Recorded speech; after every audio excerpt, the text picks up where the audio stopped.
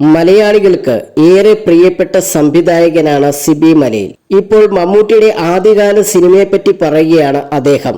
Ginger media എന്റർടൈൻസിന് നൽകിയ അഭിമുഖത്തിലാണ് അദ്ദേഹം ഈ കാര്യങ്ങൾ സംസാരിച്ചത്. മമ്മൂട്ടിയെ മമ്മൂട്ടി കുട്ടി പെട്ടി എന്ന് പറഞ്ഞ് കളിയാക്കുന്ന ഒരു സമയമുണ്ടായിരുന്നു.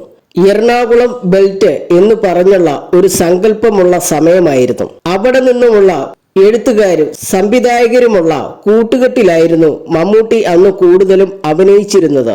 ഫാമിലി മാനായി അത്യാവശ്യം പൈങ്കളി സെന്റിമെന്റ്സും മറ്റുള്ള സിനിമകളിലുമാണ് മമ്മൂട്ടി കൂടുതലും അഭിനയിച്ചിരുന്നത്. രാരീരം പോലുള്ള സിനിമകളിൽ ഡീപ്പ് സെന്റിമെന്റ് ആയിരുന്നു. ആ സിനിമകളൊക്കെ ഒരുപാട് പൈങ്കിളി സ്വഭാവമുണ്ടായിരുന്നു. ആ സമയത്ത് ഒരുപാട് സിനിമകൾ അങ്ങനെയുള്ളവയായിരുന്നു. അതിൽ ചക്കരയുമ്മ പോലുള്ള കുറെ എണ്ണം ഹിറ്റായിരുന്നു.